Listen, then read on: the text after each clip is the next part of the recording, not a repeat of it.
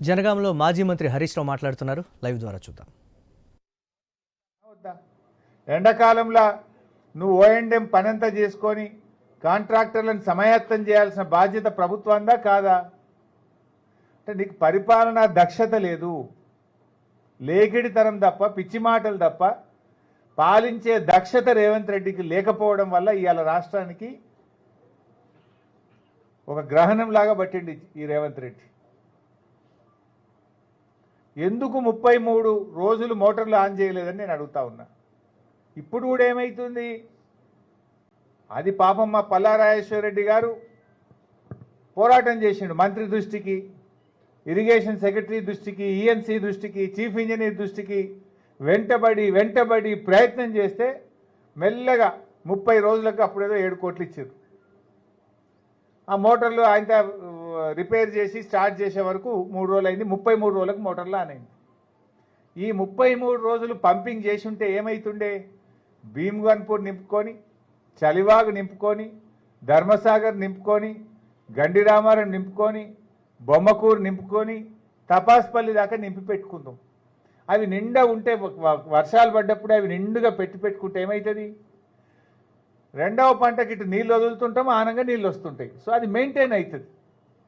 మీరేం చేసిన 33 రోజులు మోటార్ నడవకపోవడం వల్ల ఇప్పుడు మీరు మోటార్లు స్టార్ట్ చేసినా కూడా నీళ్ళు అందుతలేవు, పంటలు ఎండిపోయే ప్రమాదం ఉంది.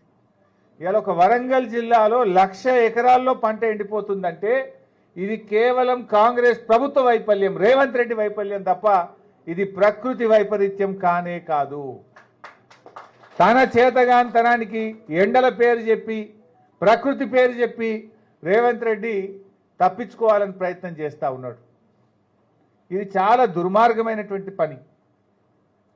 ఒకవైపు ఏమో కృష్ణానదిలో తన గురువు గారు చంద్రబాబు నాయుడు నీళ్ళన్నీ పట్టుకుపోయింది ఆంధ్రాకు. ఆడ కూడా కిక్కుమనలే. మీరు గమనించండి, మొన్న ఎప్పుడో చంద్రబాబు నాయుడు గారు నేను నీళ్ళు తీసుకుపోతా, గోదావరి నీళ్ళు బరాబర్ తీసుకుపోతా, మీరేవో అడ్డుకోవడానికని మాట్లాడిండు.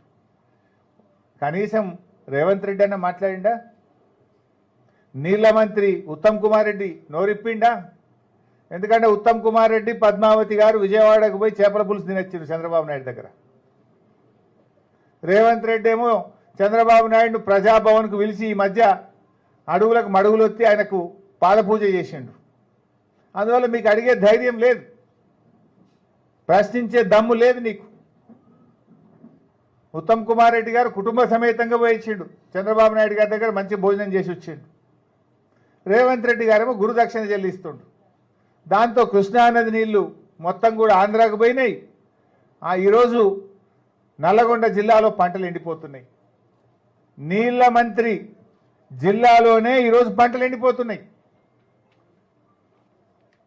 అదేవిధంగా ఇలా ముఖ్యమంత్రి జిల్లా మహబూబ్ నగర్లో కూడా ఈరోజు పంటలు ఎండిపోతూ ఉన్నాయి. ఈ రకంగా ఇవాళ రేవంత్ రెడ్డి గారు తన చేతగాంతనం వల్ల ఇవాళ రాష్ట్రానికి తీవ్రమైన నష్టం చేస్తున్నారు. ఇవాళ దక్షిణ తెలంగాణ మహబూబ్ నగర్, నల్లగొండలో పంటలు ఎండిపోవడానికి ఆంధ్రప్రదేశ్ రాష్ట్రం అడ్డగోలుగా కృష్ణా నదీ జలాలు దోపిడీ చేస్తుంటే ఈ ప్రభుత్వ నిర్లక్ష్యం వల్ల, ఈ ప్రభుత్వ చేతగాంతనం వల్ల ఇవాళ నల్లగొండ, మహబూబ్ నగర్, ఖమ్మంలో పంటలు ఎండుతూ ఉన్నాయి. ఇవాళ దేవాదుల మంచిగా కట్నీళ్లు పెట్టిన పోయి కేసీఆర్ గారు బ్రహ్మాండంగా సమ్మక్క సాగర్ కట్టిండాడు. సమ్మక్క సాగర్లో ఇవాళ కూడా 3.5-4 టీఎంసీల నీళ్లు ఉన్నాయి. నీళ్లు లేక కాదు, బిల్లులు ఇయ్యక మోటార్లు సకాలంలో చాలు చేయకపోవడం వల్ల కరువు వచ్చింది. దేవాదులకు ఇవాళ 3rd టీఎంసీ, ఫేజ్ 3 దేవాదుల కూడా ఇవాళ పూర్తయింది ఆల్మోస్ట్. అసలు మోటార్ వచ్చేది ఇప్పటికే లేట్ చేసింది ప్రభుత్వం. కేసీఆర్ గారి హయాంలో 99% దేవాదుల ఫేజ్ 3 పనులు పూర్తయినాయి. ఆ ఫేజ్ 3 మోటార్లు ఆన్ చేస్తే కూడా ఇంకా ఎక్కువ నీళ్లు తెచ్చి బ్రహ్మాండమైన పంటలు పండించే అవకాశం ఉంటుంది. ఇటు జనగామ కానీ, అటు పాలకుర్తి కానీ, ఇవాళ స్టేషన్ గన్పూర్ కానీ, ఇలా అన్ని నియోజకవర్గాల్లో పాపం రైతులకు పెద్ద గోస అవుతున్నది. ఇలా పెట్టుబడి అంతా పెట్టిండ్రు, దాదాపు 50-60%, 70% కొన్ని చోట్ల పంటలు ఎండిపోయే ప్రమాదం ఉన్నది. ఈ ప్రమాదం, ఈ పంట నష్టం ఇది ప్రకృతి వైపరీత్యం కాదు, రేవంత్ రెడ్డి వైఫల్యం. అందువల్ల ప్రభుత్వం తక్షణమే దేవాదుల ఫేజ్ 3 మోటార్లు ప్రారంభించాలి, పంటలు కాపాడాలని చెప్పి ఈరోజు బీఆర్ఎస్ పార్టీ డిమాండ్ చేస్తుంది. అరే నీళ్ల మంత్రి రాడా జిల్లాకు వచ్చి ఈ జిల్లాలో కాంగ్రెస్ పార్టీ నాయకులకు ఈ జిల్లా కాంగ్రెస్ మంత్రులకు పట్టలేదా? మీరు పట్టించుకోరా? రివ్యూ చేయరా? మీరు లక్షల ఎకరాల్లో పంట ఎండిపోతుంటే మీకు పట్టలేదా? ఇప్పటికైనా తక్షణమే స్పందించాలి, ఫేజ్ 3 దేవాదుల ప్రారంభించాలి, పంటలు కాపాడాలని చెప్పి మేము డిమాండ్ చేస్తూ ఉన్నాం. దురదృష్టవశాత్తు ఎక్కడైనా పంటలు ఎండిపోతే వారికి ఎకరానికి 20,000 రూపాయలు ప్రభుత్వం ఆర్థిక సహాయం అందించి రైతుల్ని ఆదుకోవాలని చెప్పి కూడా మేము బీఆర్ఎస్ పార్టీ పక్షాన డిమాండ్ చేస్తూ ఉన్నాం. నువ్వు చేసిందేం లేదు రైతులకు.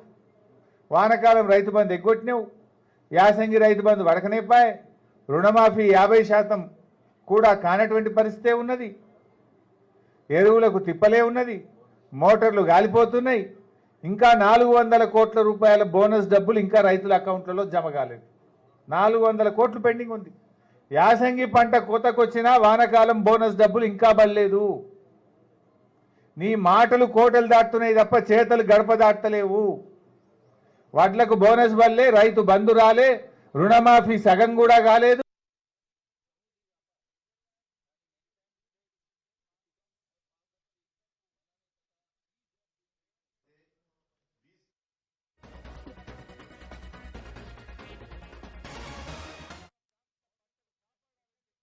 బీఆర్ఎస్ పార్టీ పక్షాన్ని డిమాండ్ చేస్తున్నాం.